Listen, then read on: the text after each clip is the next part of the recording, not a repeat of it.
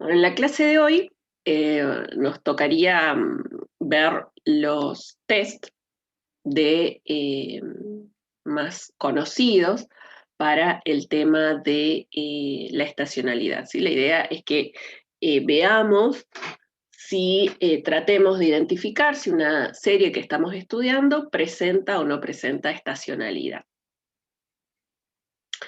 Entonces, con la misma estrategia con la que fuimos trabajando los otros supuestos que no se respetaban, ¿no?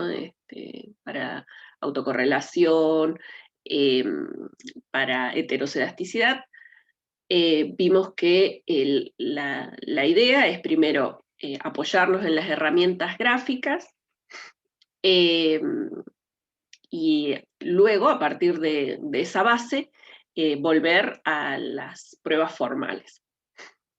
De hecho, esta primer prueba, que es la significancia estadística de los coeficientes de autocorrelación, está relacionado con el correlograma.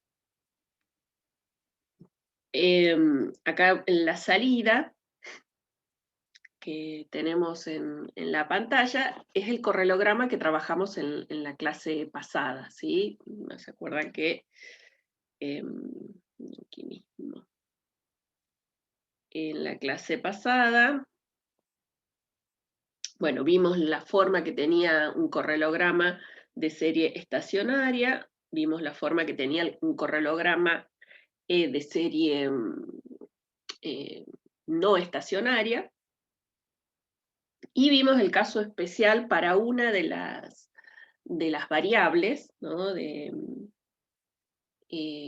libro, de la base de datos con la que estamos trabajando en el libro, vimos su correlograma. Que por cierto, en la clase pasada me olvidé de mencionarles qué representan estas líneas eh, que acá se ven como naranja, ¿no? Esas líneas representan las bandas de un intervalo de confianza del 95%. Entonces, si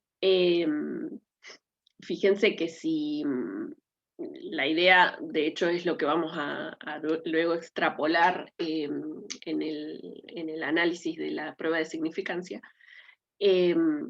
si la serie fuera estacionaria, ¿no? Estos puntos deberían quedarnos dentro del intervalo, o sea, estas barritas no deberían pasar el intervalo, ¿sí? Deberían estar dentro del intervalo.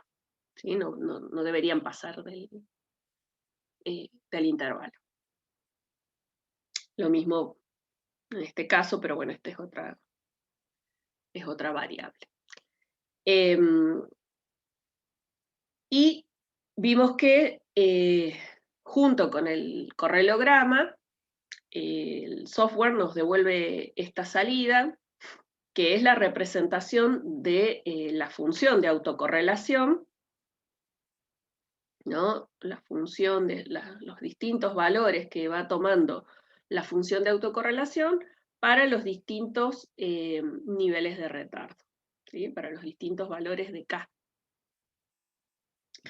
Bien, entonces esa es la que estamos viendo hoy, ¿sí?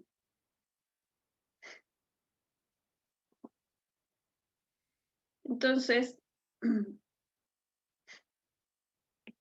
la idea es, bueno, ¿cómo decidimos si los coeficientes de correlación, por ejemplo, este coeficiente, ¿no? Asociado al rezago de nivel 10?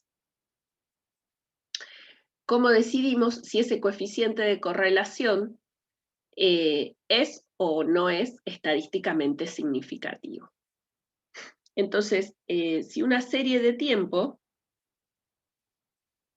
es puramente aleatoria, es decir, si es una muestra de ruido blanco, los coeficientes de autocorrelación muestrales para los K rezago que estemos observando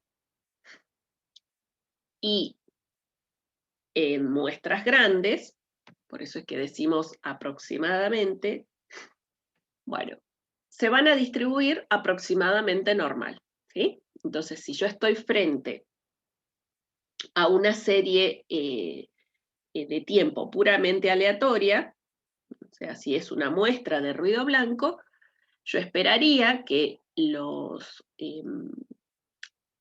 o mejor dicho, el valor que toma la función de autocorrelación para el caésimo retardo se distribuya normal, con esperanza 0 y con desvío 1 sobre n.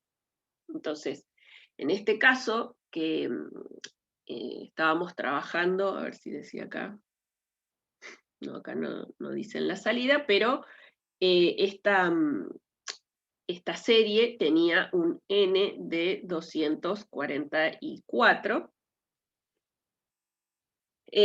con lo cual el desvío, ¿no?, va a ser la raíz de 1 dividido, acá esto es varianza, ¿sí? El desvío entonces va a ser la raíz de 1 sobre n, o sea, 1 dividido 244. Y eso me da que es aproximadamente 0,06. Entonces con eso, bueno, si el ρ sub k se distribuye normal, puedo construir tranquilamente un intervalo de confianza del 95%, ¿sí? Para ρ sub k, para el késimo. En este caso estamos trabajando para k igual a 10, ¿sí? Es decir que vamos a generar un intervalo de confianza para el valor que toma la función de autocorrelación en el décimo rezago. Y eso me da los valores, bueno, 0,077, 0,747 y 0,998. Entonces, para la hipótesis nula, partiendo de la hipótesis nula de que el ρ para el caésimo rezago, que en este caso sería nuestra hipótesis nula, sería que el ρ de 10 es igual a 0, ¿no? Si el intervalo incluye el 0, ¿no?, entonces no rechazo. Si el intervalo incluye el 0, no rechazo. Esto quiere decir que la función de autocorrelación en el décimo retardo sería igual a 0. Ahora, si el intervalo no incluye el 0, entonces rechazo la hipótesis nula, ¿sí? Rechazamos la hipótesis nula. Bueno, como en nuestro intervalo de confianza del 95% no incluye el valor de 0, entonces uno puede decir con un 95% de confianza que la verdadera ρ del décimo retardo es significativamente distinta de 0.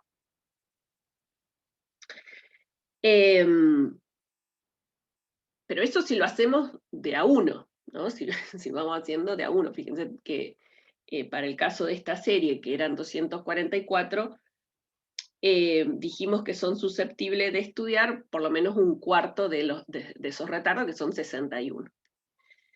Entonces, uno se preguntaría si no es posible hacer una evaluación para todos juntos, o sea, simultáneamente para más de un retardo, ¿no?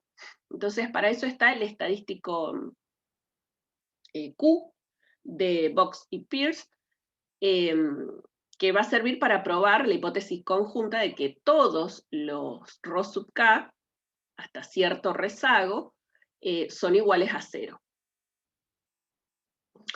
Entonces, ese estadístico se construye como el producto de n por la sumatoria de los ρ sub k al cuadrado Para la hipótesis nula, que diría que la suma de los 61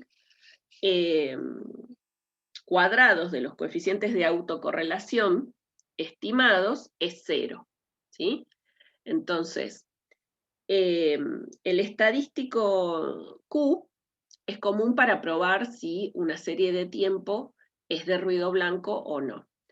Entonces, en muestras grandes, este estadístico se distribuye aproximadamente chi cuadrado con m grados de libertad, donde el m viene siendo la cantidad de rezagos hasta el cual yo quiero evaluar. Por ejemplo, podría acá decir, bueno, quiero evaluar si hasta el rezago 29 todos estos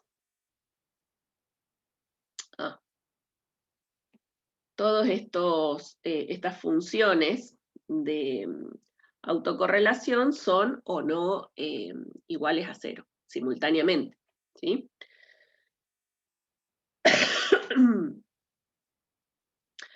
Entonces, en ese caso, el m sería igual a 29, ¿sí? Entonces, ¿cuál es la regla de decisión? ¿Cómo tomo, ¿no?, la decisión para ver si rechazo o no rechazo la hipótesis nula?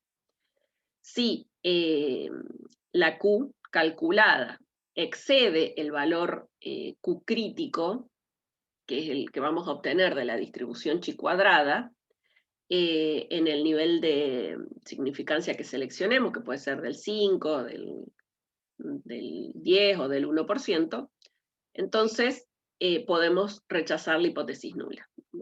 Bueno, esto es similar, ¿no? Tenés tu distribución chi cuadrada, tenés el valor crítico, y lo que está diciendo es que, bueno, si excede, rechazás.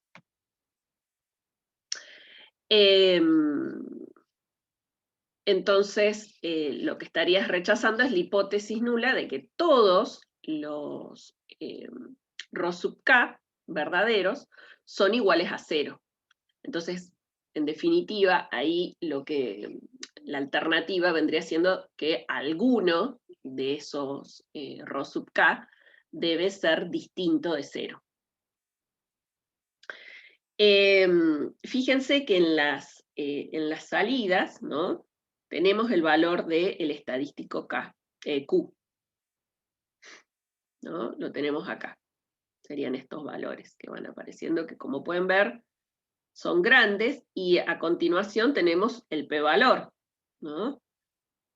Entonces, excede significativamente cualquier valor de chi cuadrado con este grado de libertad. En este caso sería, bueno, tendríamos que ver a dónde paramos. Podríamos decir que paramos en 61, ¿no?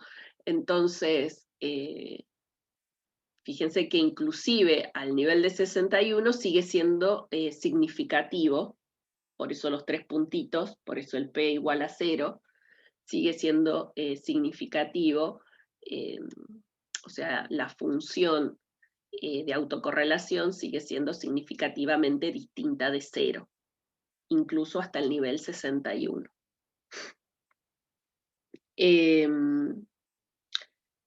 Y esto, cuando tienen los 3 puntitos, es que es estadísticamente significativa a un nivel del 1%, ¿sí?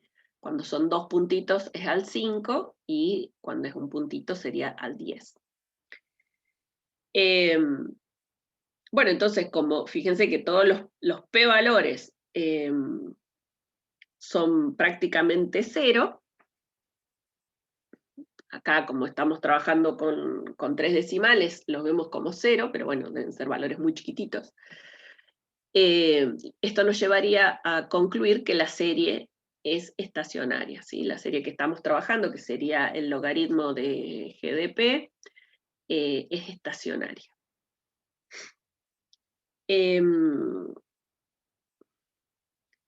Bien. Entonces, esta prueba, la prueba Q, o el estadístico Q de Box-Pierce, directamente sale cuando yo pido el correlograma, me sale directamente los valores asociados a esta prueba, ¿sí?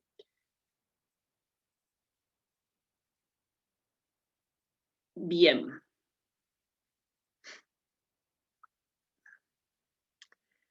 Luego tenemos otras pruebas.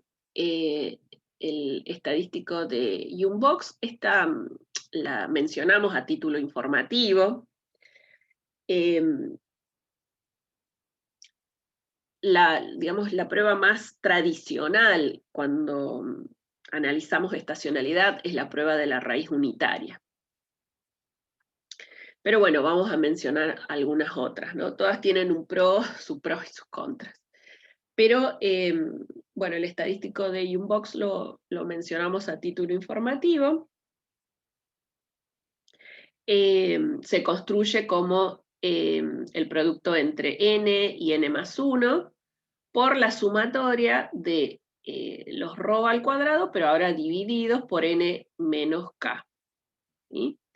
Y esto también tiene una distribución chi cuadrados con m grados de libertad, que es la cantidad de rezagos hasta los cuales quiero hacer esa evaluación simultánea, ¿no? Que son todos iguales a 0. O sea, la hipótesis nula acá va a ser que ρ1 es igual a ρ sub 2, ¿sí? Es igual a ρ sub m, iguales a 0. Esa sería la hipótesis nula, igual que en el caso anterior.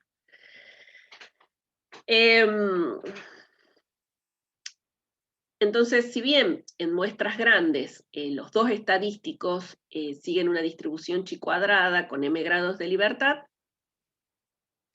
el estadístico de Youngbox tiene mejores propiedades si tenemos muestras más bien pequeñas. Es un poco más potente que el estadístico Q, ¿sí? En general, por suerte, en econometría las muestras suelen ser grandes. Pero bueno, si tuvieran muestras pequeñas, este estadístico de Youngbox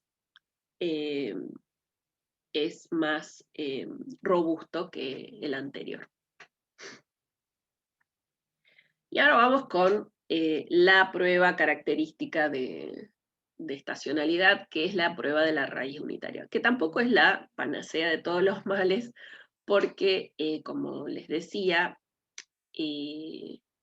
tiene sus bemoles también, ¿sí? Tiene sus advertencias, que las vamos a ver al final. Pero bueno, es lo que tenemos. Hay otras pruebas que también están desarrolladas, pero no están todavía incorporadas en los softwares. Así que bueno, vamos con las más tradicionales.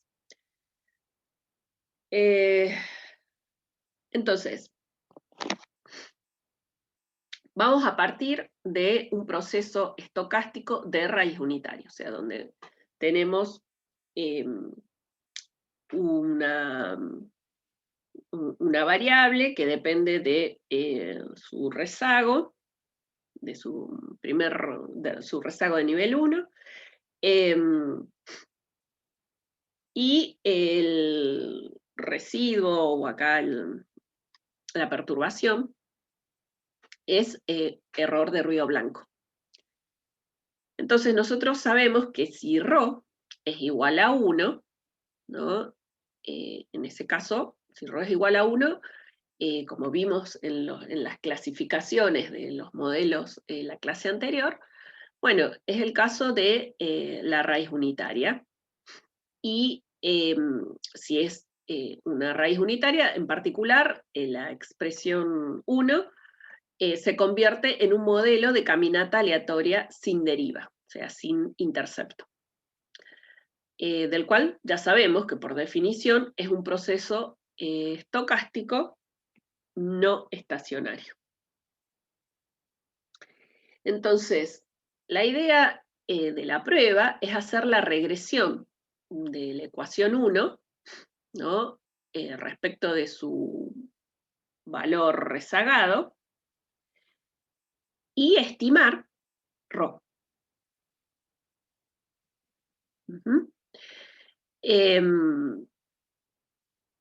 Y bueno, averiguar si esta es estadísticamente igual a 1 o no. Porque si es estadísticamente igual a 1, es no estacionaria. Esa sería intuitivamente la idea que hay detrás de la prueba. Sería no estacionaria. Entonces, ¿qué es lo que pasa? Y que esa regresión de I respecto de su rezago no la vamos a poder hacer con mínimos cuadrados y probar que Rho es igual a 1 por medio de una prueba T, como por ahí trabajábamos para cualquier pendiente, ¿sí? en mínimos cuadrados. ¿Por qué? Y porque esta prueba va a tener un sesgo muy marcado si estamos en una serie estacionaria, o sea, en un caso de una raíz unitaria. Entonces la prueba T no nos va a servir. Entonces, ¿cómo vamos a escaparle un poco a esa situación? Bueno, partiendo de la ecuación 1, lo que hacemos es restarle miembro a miembro el rezago, ¿sí? Entonces, restamos a I sub t, le resto su retardo, y en el segundo miembro también resto una vez el retardo de I, el primer retardo de I. Entonces podemos sacar acá factor común, Rho, y esto me va a quedar que es Rho menos 1 por el I del T menos 1. Entonces, ¿qué nos quedó? Nos quedó la primer diferencia de I respecto de esta diferencia de acá que le vamos a llamar delta, ¿sí? Por su retardo. Donde el U, bueno, sigue siendo el error de ruido blanco. Entonces, ahora vamos a poder estimar esta expresión, vamos a estimarla, a ver qué valor toma este coeficiente. Entonces,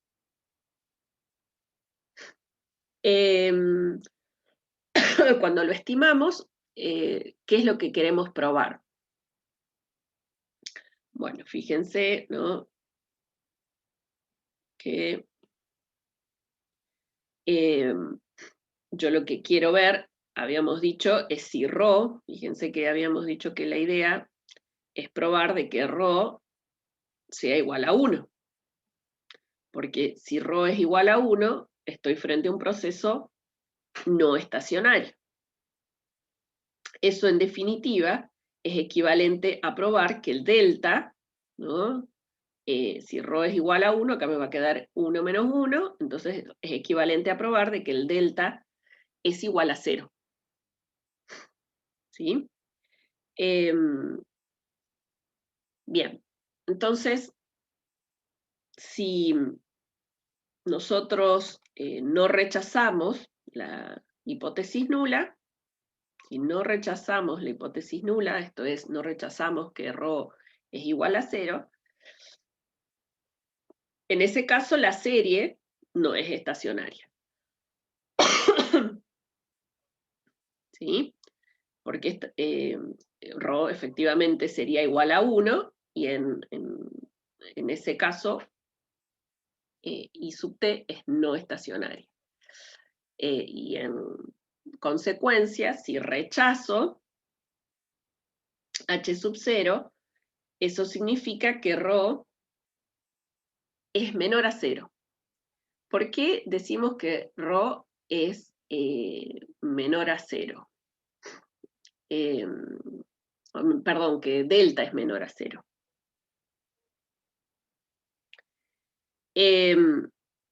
Porque si Rho fuera, yo necesito que esta diferencia en definitiva sea menor a 0, porque si no, eso significaría que el ρ es mayor a 1, y entonces esta sería una serie explosiva, que si bien en términos teóricos no habría problema, pero en términos empíricos no tiene sentido. Entonces, la hipótesis alternativa es que ρ es menor a 0. Entonces se infiere que si yo rechazo la hipótesis alternativa, por eso es que la habíamos puesto así, se infiere que la serie con la que estamos trabajando es estacionaria. Y ahí podríamos seguir trabajando tranquilos, casi tranquilos. Pero ¿qué pasa? Bueno, ¿con qué estadístico hago la prueba? Porque no se puede usar, de nuevo, no se puede usar la distribución T. Ni siquiera para muestras grandes. ¿Estamos? Entonces, ¿qué estadística usamos? Bueno, Dickey-Fuller, por eso este test, el test de la raíz unitaria, se conoce como el test de Dickey-Fuller.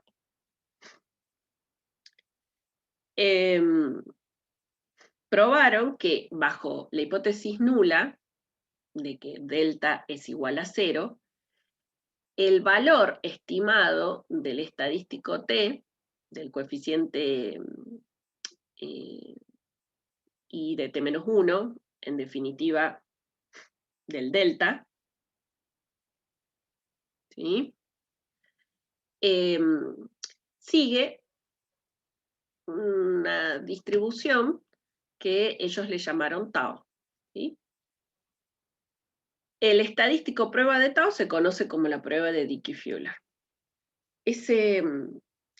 Hay unas tablas especiales que son las tablas de Dickey-Fuller, las tienen al final del libro, y en el caso del software directamente ya vamos a ver cómo lo calcula, ¿sí?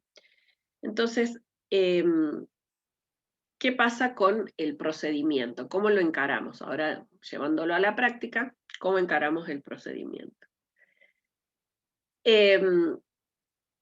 A fin de permitir las distintas posibilidades, la prueba de Dickey-Fuller se estima en 3 formas. Se puede estimar en 3 formas.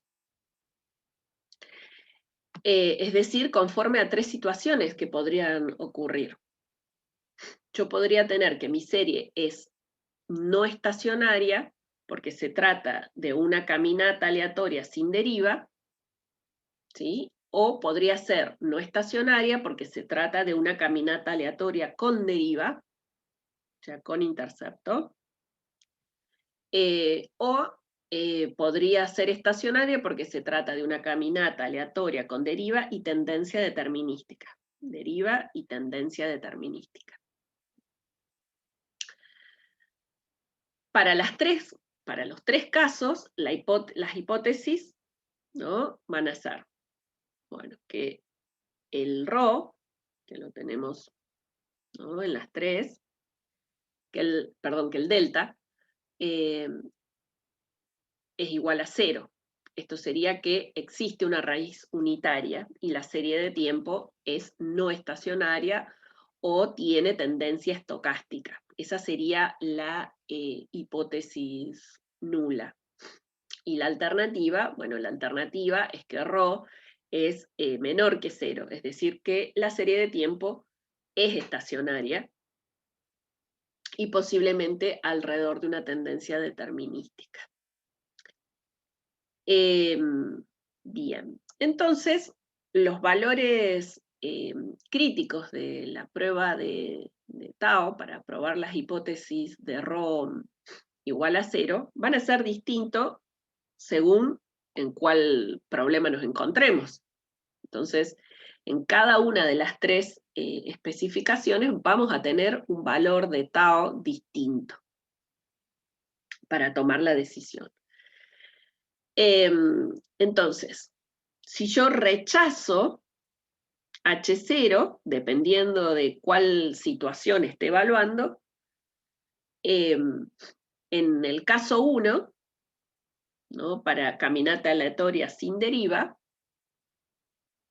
en el caso 1, para caminata aleatoria sin deriva, si rechazamos H0, eso estaría significando que la serie es estacionaria con media cero, ¿sí? Si rechazo en el caso 2, lo que estaría diciendo es que la serie es estacionaria con media distinta de cero, ¿sí? Y si rechazo en el caso 3, estaríamos probando de que el delta es menor a 0, esto es que no hay tendencia estocástica, y que el beta 2 es distinto de 0. Esto es que la existencia, es válida la existencia de una tendencia determinística. Bueno, esto se trabaja simultáneamente mediante una prueba F, pero con los valores críticos tabulados por Dickey-Fuller. Es decir, así como ellos tabulan los valores de tau, tabulan unos valores, los valores de tau relacionados a la t, como habíamos dicho anteriormente. A ver, ¿dónde habíamos dicho? Para reemplazar la distribución T, ¿no? Ellos tabulan este estadístico tau, que se conoce como el de Dickey-Fuller. Bueno, también van a tabular para la prueba F, ¿no? Unos valores críticos particulares que son los de Dickey-Fuller, que están en otra tabla.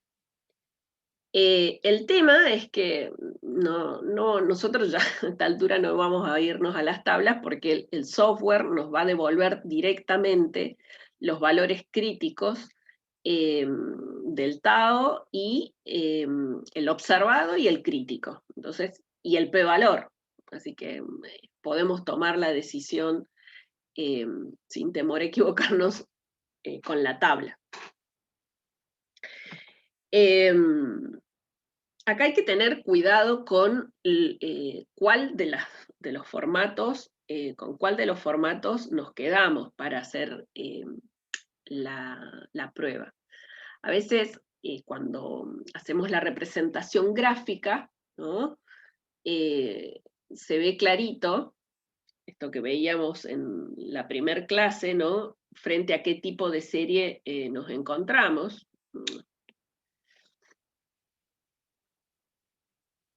¿No? Si nos encontramos con una serie que tiene una tendencia determinística, pero varianza constante, a veces es como que se ve clarita la situación, o que la esperanza es distinta de 0, ¿no? Pero la serie es estacionaria.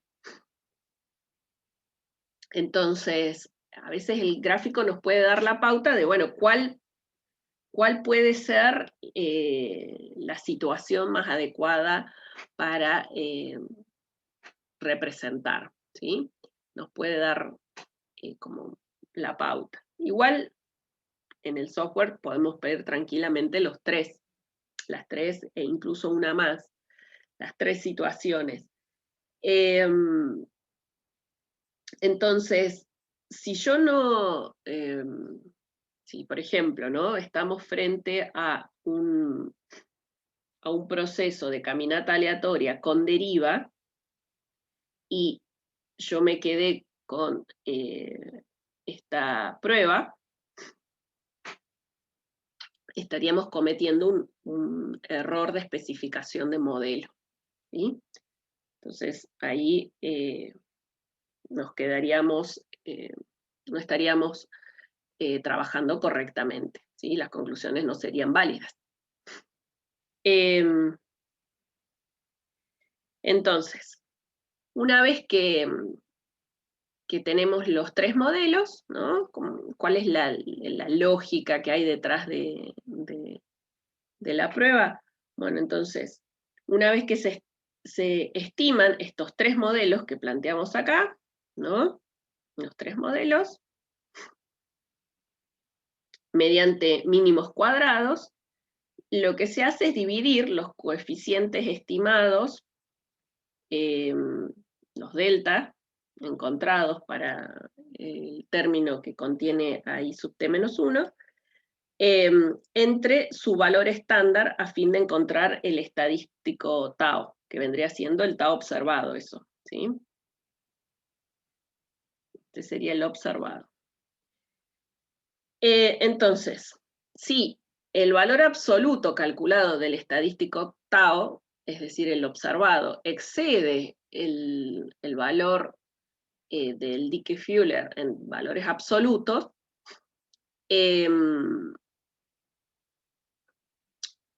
o los valores críticos de tau de McKinnon, en realidad, ¿qué pasa con la tabla de Dickey-Fuller? De nuevo, esto ustedes no se preocupen porque el software tiene en cuenta las dos tablas, ¿sí?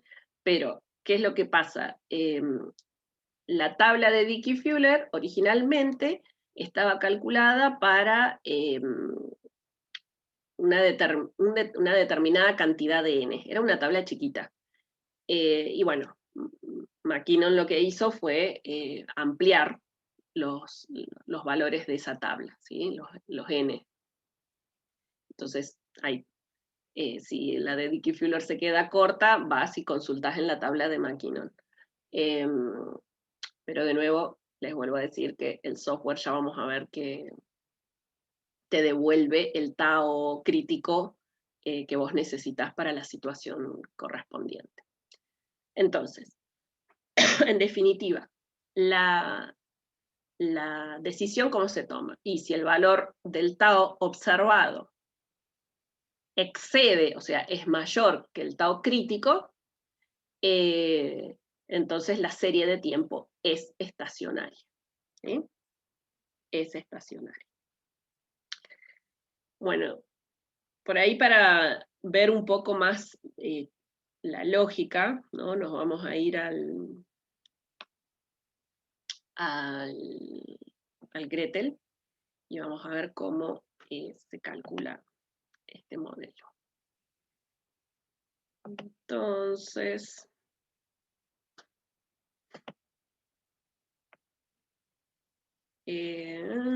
Gretel. Bueno, nos vamos al archivo de la tabla 21.1, que es el archivo con el que se trabaja todo el capítulo. Le damos a aceptar y acá vamos a trabajar con la serie GDP. Primero hay que decirle que es una serie temporal, trimestral, y está arrancado en el 47.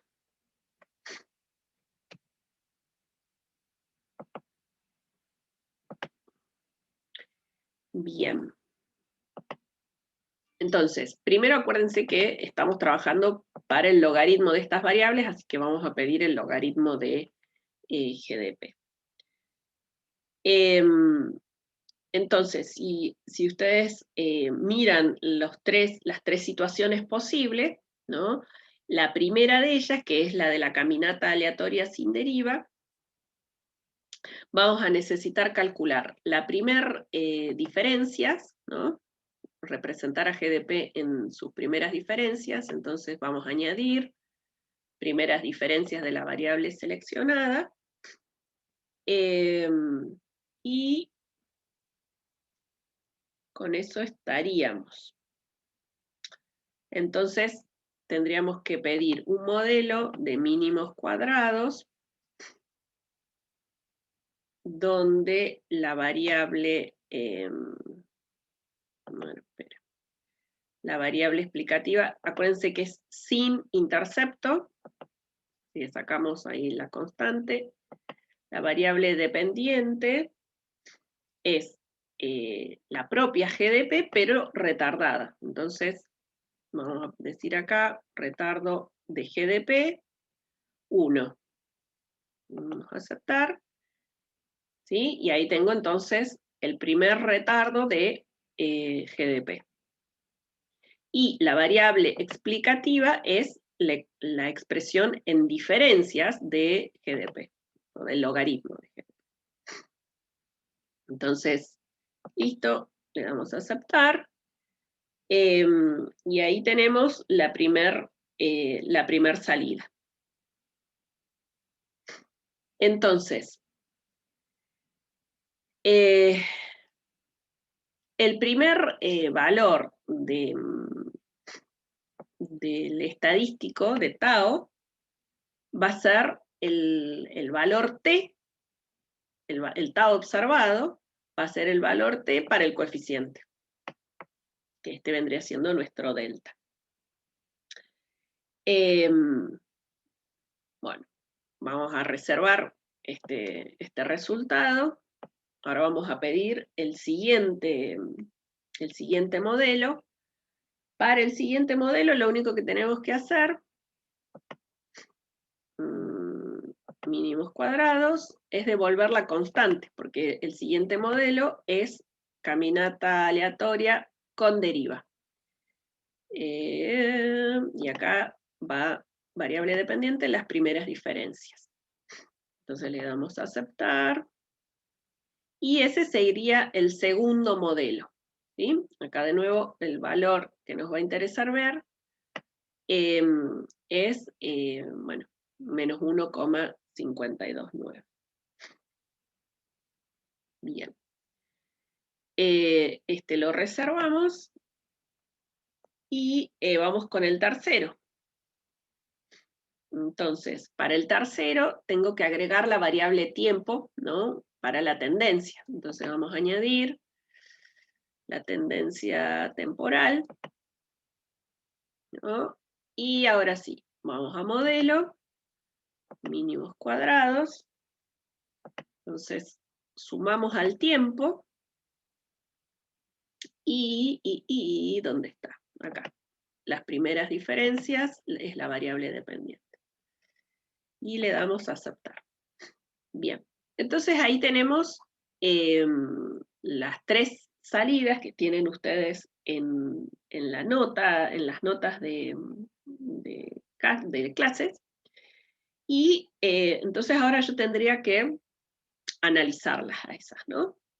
Ya con esa sería, digamos, el primer paso.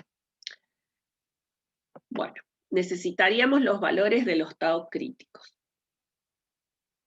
Pero, entonces, fíjense que los valores observados, ¿no?, de los Tao se corresponden con, directamente con el valor del estadístico T que se asocia al coeficiente delta en cada uno de los modelos. Miren que vamos a cambiar de pantalla otra vez.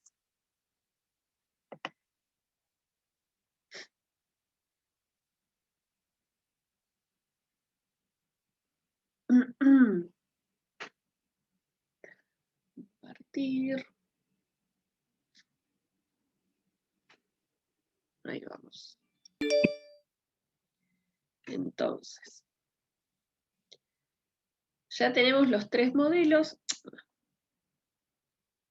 Ya tenemos los tres modelos. Ah, ahí está.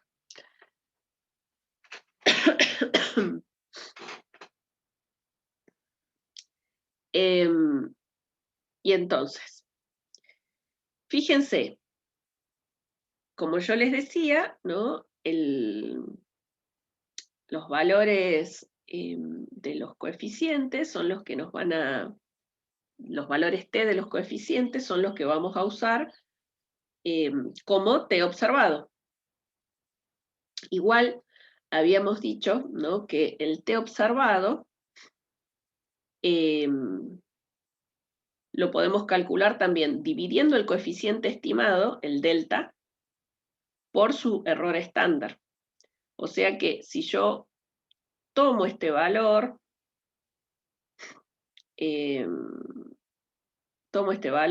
y lo divido por este otro número, me va a dar 12,93. Por ahí está más fácil para calcular porque no tiene tantos ceros. Esto es, si yo divido este valor por su desvío estándar, me va a dar este valor de acá. ¿Sí? Entonces, ya tenemos los tau. Fíjense que vamos a descartar el primer modelo. ¿Por qué? Porque el delta, como es, habíamos dicho que es ρ menos 1, si el delta me da positivo, eso implica que el ρ es mayor a 1. Y nosotros necesitamos que ρ sea menor a 1, porque si es mayor a 1, la serie de tiempo sería explosiva. ¿Sí? Entonces, este primer modelo lo descartamos porque el delta nos ha dado positivo. Fíjense que en los otros casos es negativo, es negativo. Entonces, el primer caso, que sería la caminata aleatoria sin deriva, queda descartado.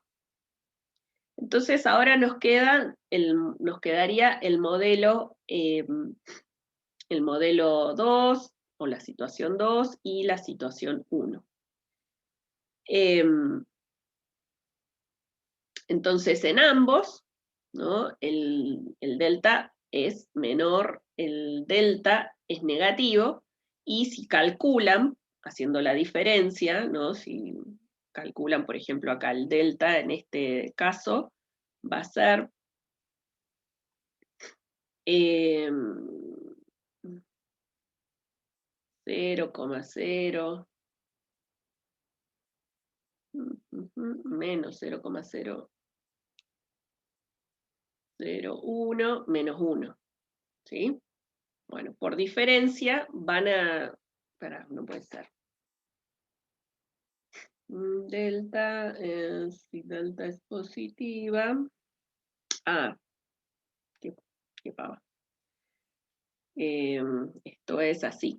Menos 0,001, ese es el delta, y entonces lo que estamos despejando es ρ, menos 1. Entonces así se despeja el ρ y tienen los dos valores de ρ. ¿Sí? El primer valor de ρ es 0,9984, que sería para el modelo 2, y el segundo valor de ρ, en este caso, sería 0,9731. Pero necesitamos ver o confirmar que son estadísticamente menores que 1, son significativamente menores que 1. Entonces, para eso,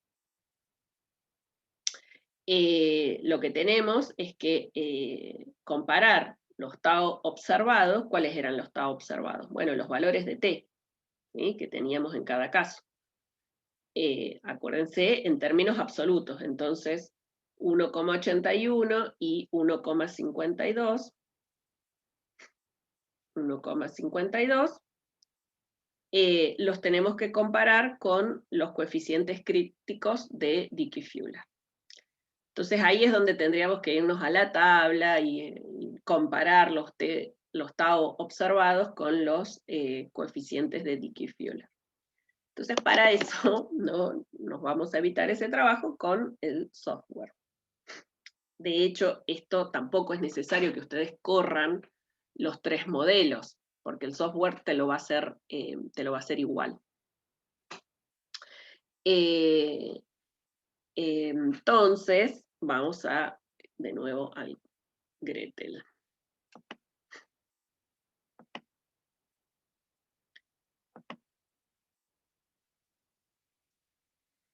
Entonces,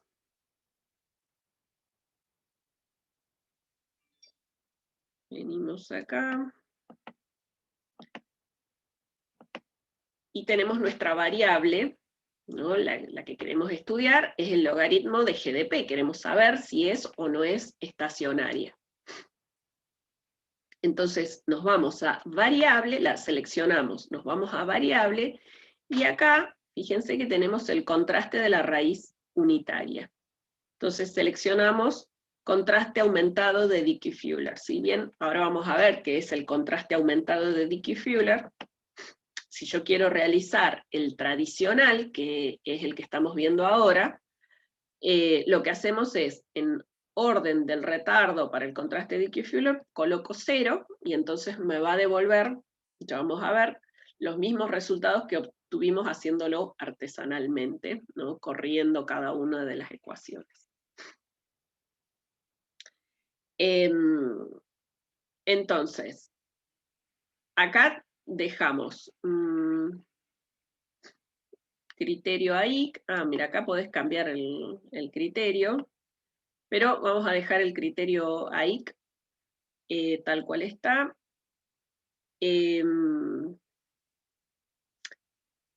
Y acá están las opciones para elegir el tipo de modelo con el que vamos a trabajar.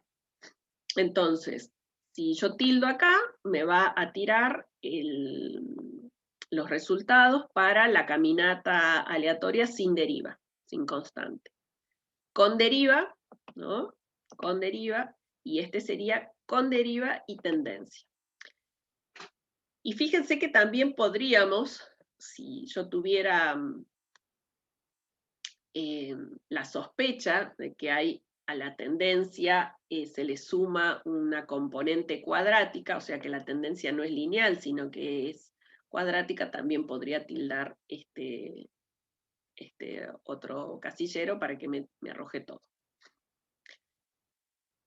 Ahora, si yo tengo la seguridad de que el mío se comporta, no se va a comportar como contraste sin deriva y que efectivamente tiene una constante, bueno, me puedo pedir directamente el modelo que corresponde.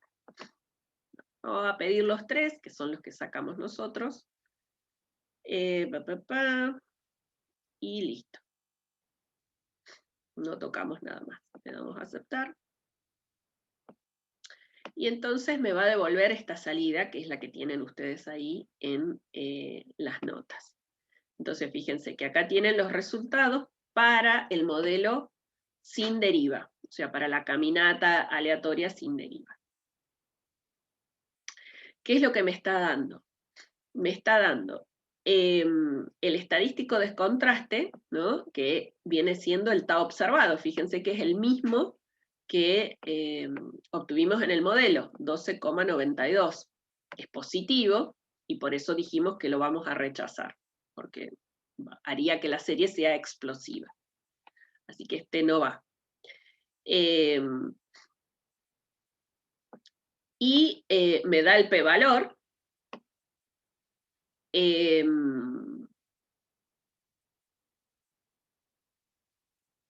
me está dando acá, fíjense que le llama a ρ, le llama A, pero este A menos 1 viene siendo el delta. ¿Sí? Ven que está asociado al término de I con un retardo. ¿Sí? Entonces, este es el valor de delta en la ecuación. Bien. Entonces, vamos a los dos modelos que dijimos que en definitiva nos íbamos a quedar, ¿no? Entonces tenemos el valor del delta, tengo el tau observado, y tengo el p-valor. Entonces, aquí no hace falta que me vuelva loco con la tabla, qué tabla tengo que usar, directamente leo los resultados o llego a la conclusión a partir del p-valor. Entonces, fíjense que tanto para con y sin tendencia, ¿no? no rechazo H sub 0. ¿Sí? Bien, entonces, aquí, no, acá.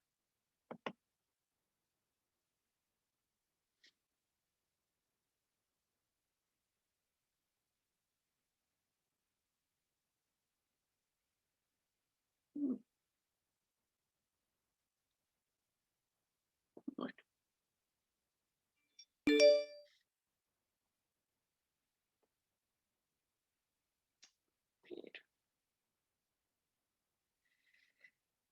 Entonces, ahora sí.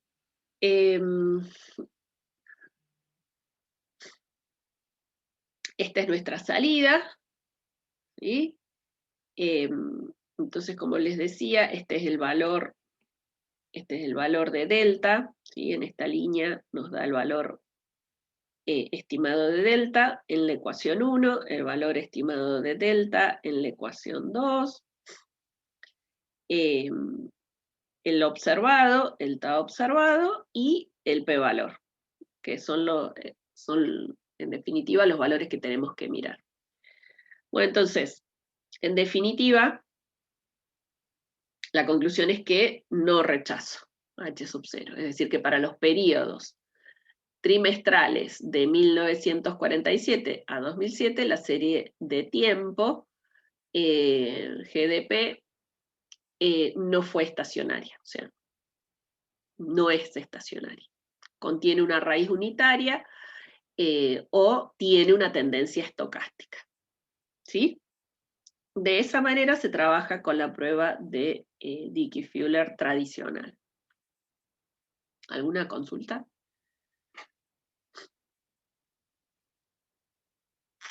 ¿No? Bueno, vamos con No, profe. la prueba de Dickey-Fuller aumentada.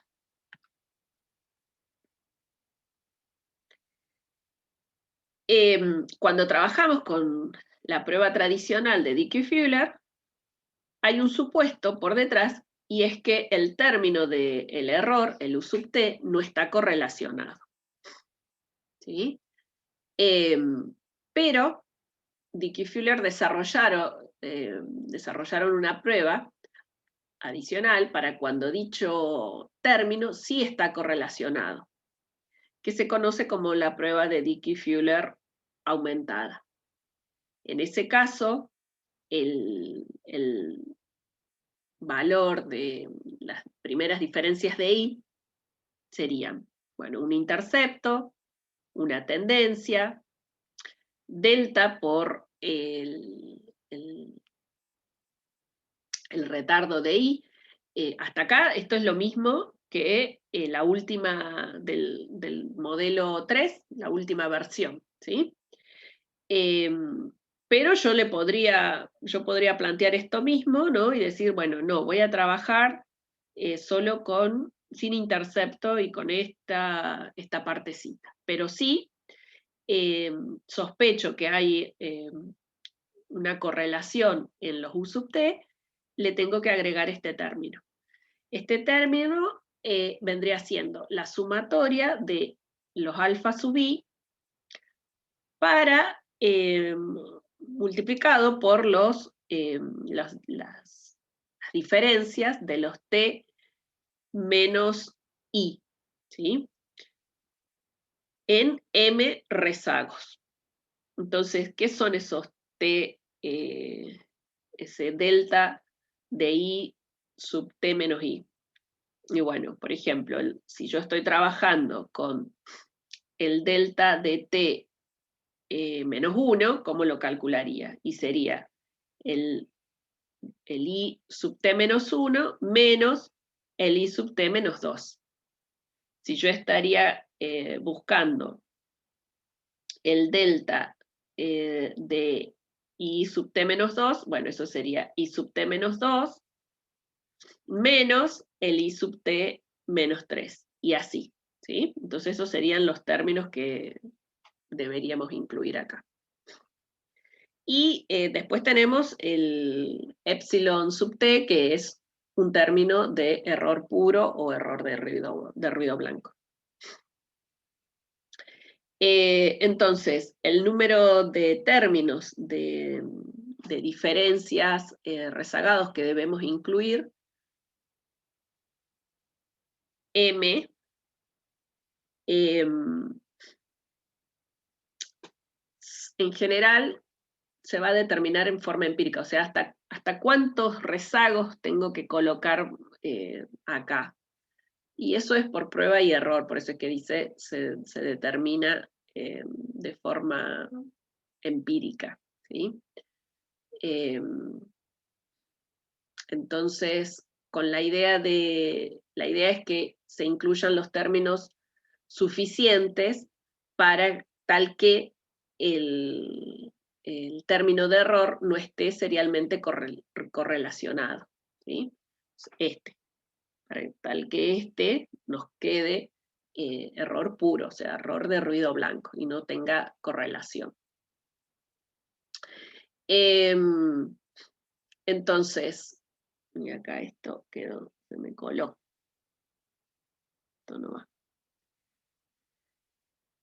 Y entonces, de esa manera, se pueda estimar el delta sin que haya un sesgo, porque ahí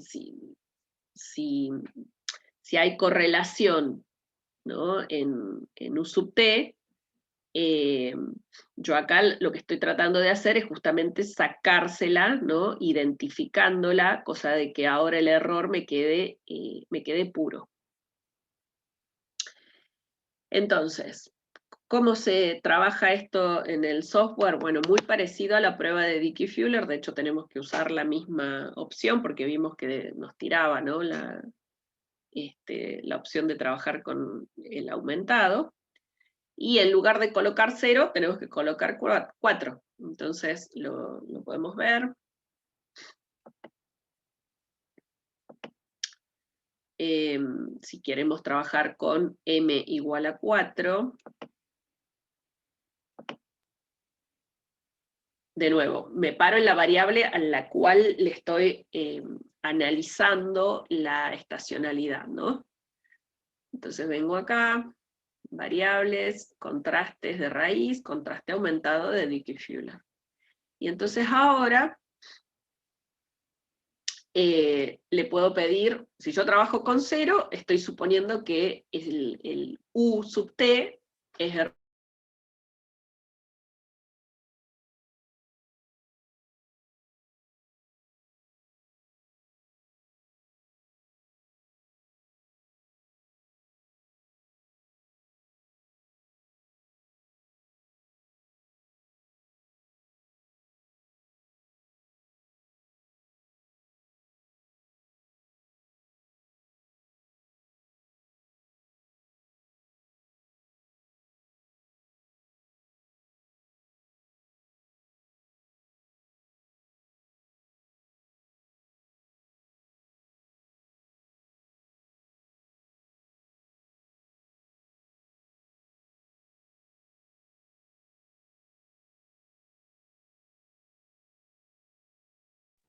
Profe, está muteada.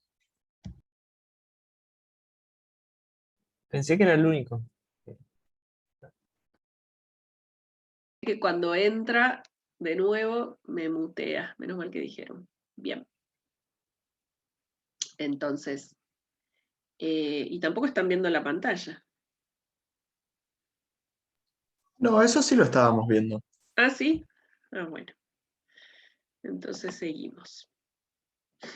Les decía que si yo estoy analizando la estacionalidad para el logaritmo de GDP, me paro sobre esa variable, me voy a variables, contraste de raíz unitaria y contraste aumentado de Dickey-Fuller. Si está en 0, es que estoy haciendo el contraste tradicional, ¿sí? Y si yo ahora lo paso, por ejemplo, a 4, que es el ejemplo que realiza Gujarati, esto ya pasa a ser justamente un contraste de Dickey-Fuller aumentado. O sea, acá el M sería 4. Y bueno, acá lo largué para los 3, así que vamos a dejar los 3 tal cual está ahí, y le damos a aceptar.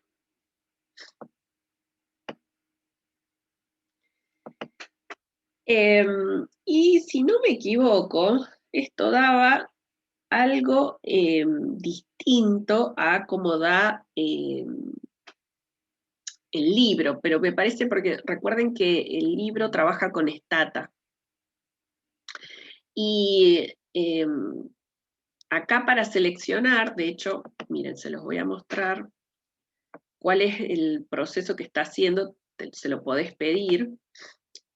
Variable, contraste de raíz unitaria, contraste aumentado. Fíjense que mostrar los resultados, no, a ver, sí, mostrar los resultados de la regresión. Entonces, está utilizando para ver con cuántos de los 4 retardos, ¿no? Con cuántos se queda, está usando el criterio de la AIC, ¿sí? Está usando como criterio el AIC. Entonces, acá estaría el contraste aumentado para el modelo 1, que como dijimos, no le vamos a dar bolilla porque el delta no, no se condice con la realidad, así que vamos a mirar los otros dos. Pero fíjense, ¿no? Estaría mostrándonos inclusive cómo nos quedan los coeficientes si yo trabajo con 4 diferencias, ¿no? Si el m es igual a 4, bueno, me estaría inclusive tirando, acá me tira toda la información. Y vamos al modelo 2, que es, si no me equivoco, este. A ver, sí, es este.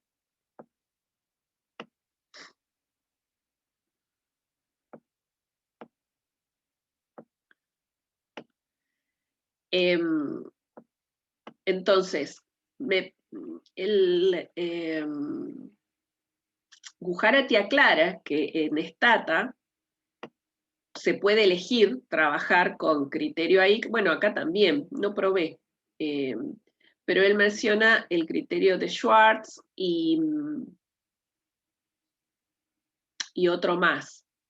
Entonces, difieren un poquito los valores que tienen acá, ¿no? Como resultados de los que él muestra en el libro. Pero tampoco es que nos va a cambiar la conclusión, ¿sí?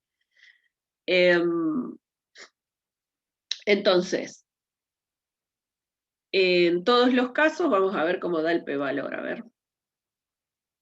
Fíjense, de nuevo, p-valor 0,61.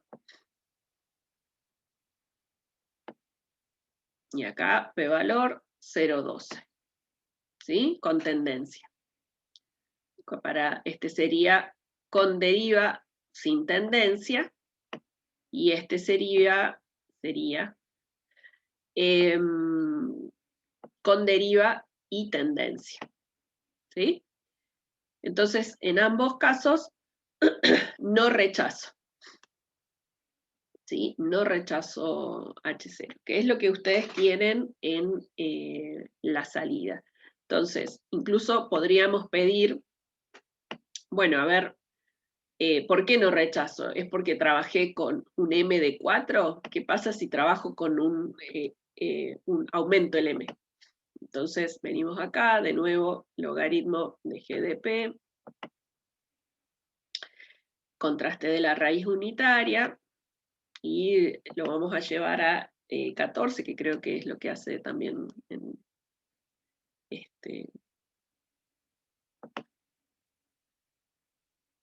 es lo que hace Gujarati en la explicación. Y bueno, tendríamos que haber pedido la versión más corta, pero que si no nos va a alargar toda la salida. Contraste aumentado, 14, y ahora no mostrar los resultados de la regresión. Le damos a aceptar.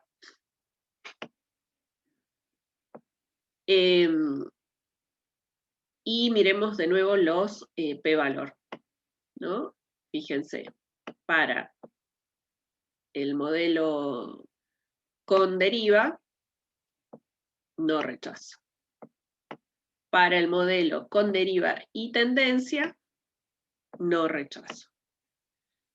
¿Sí? Entonces, no es que en la situación de haber trabajado con 4 retardos, no rechacé, bueno, aunque haya aumentado, ¿no? Sigo sin rechazar H0. Entonces, con estas conclusiones, ¿no? En definitiva, el logaritmo del PBI es no estacionario. Esperen que vuelvo para acá.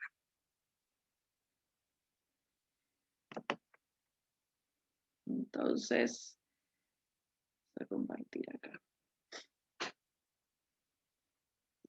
Tengo una congestión.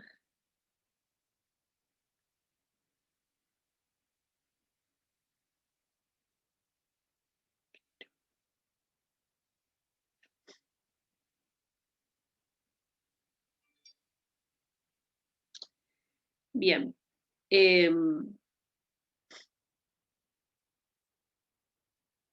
Entonces, aún trabajando con 14 retardos, ¿no?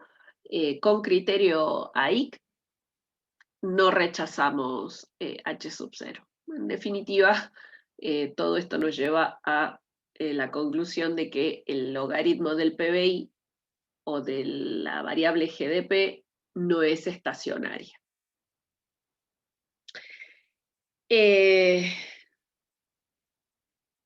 Bueno, hay una prueba más relacionada a este mismo procedimiento, que se conoce como prueba de significancia de más de un coeficiente o prueba F.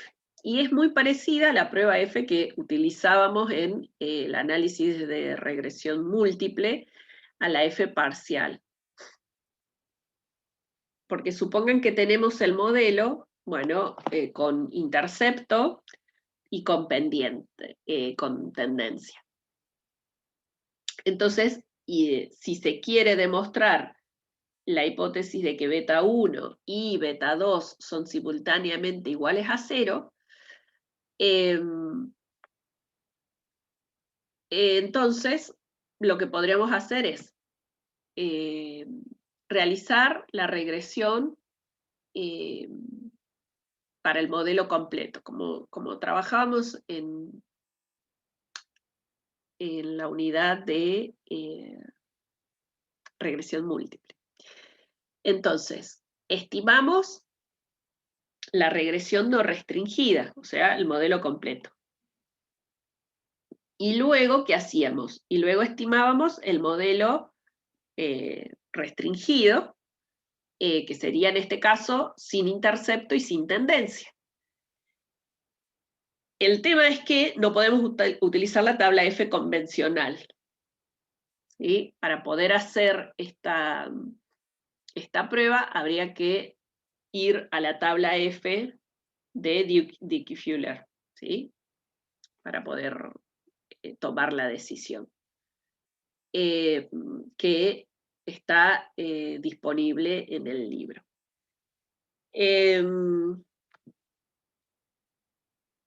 Algunas advertencias.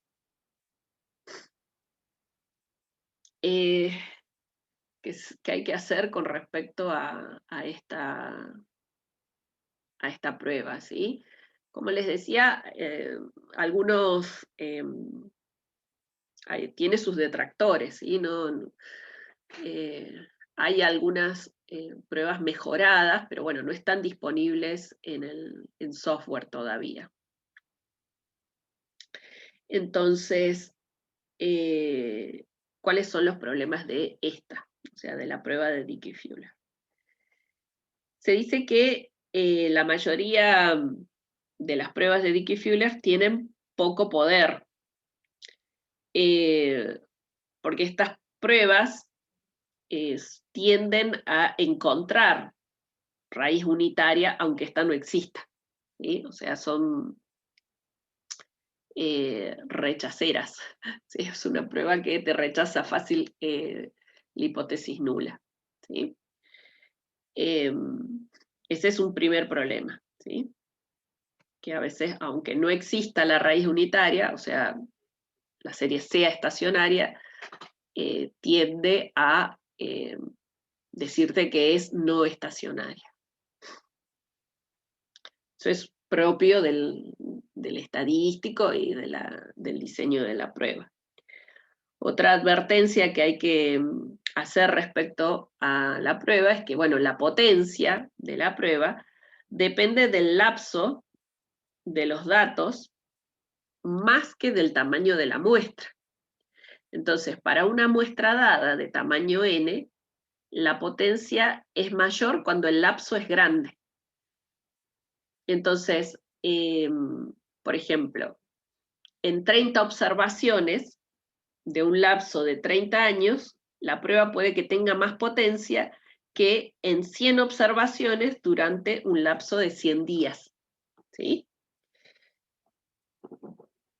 Otra advertencia que hay que hacer es que si el RO está cerquita del 1, pero no es exactamente 1, bueno, la prueba de la raíz unitaria puede diagnosticar que la serie de tiempo es no estacionaria. ¿Sí? O sea, no es tan sutil para distinguir esa diferencia.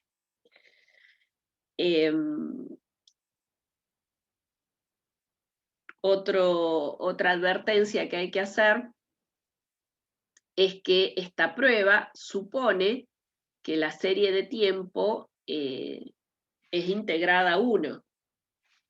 ¿Sí? Pero si una serie de tiempo es integrada de orden mayor que 1, por ejemplo 2, va a haber más de una raíz unitaria. Entonces, ahí habría que emplear otra prueba.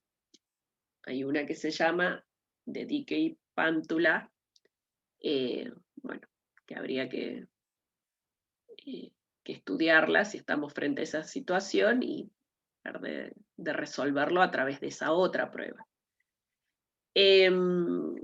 Y otra advertencia que hay que hacer es que si hay rupturas estructurales, ¿no? O sea, no hay estabilidad estructural en la serie de tiempo, las pruebas de la raíz unitaria, bueno, no las van a reflejar.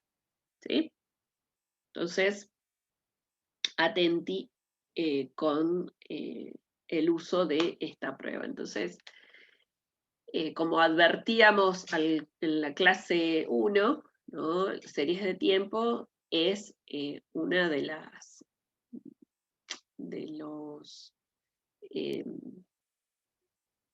los temas más complejos dentro de la econometría. Y todavía hay mucho por desarrollar. Y de hecho se va avanzando, ¿no? Siempre van apareciendo versiones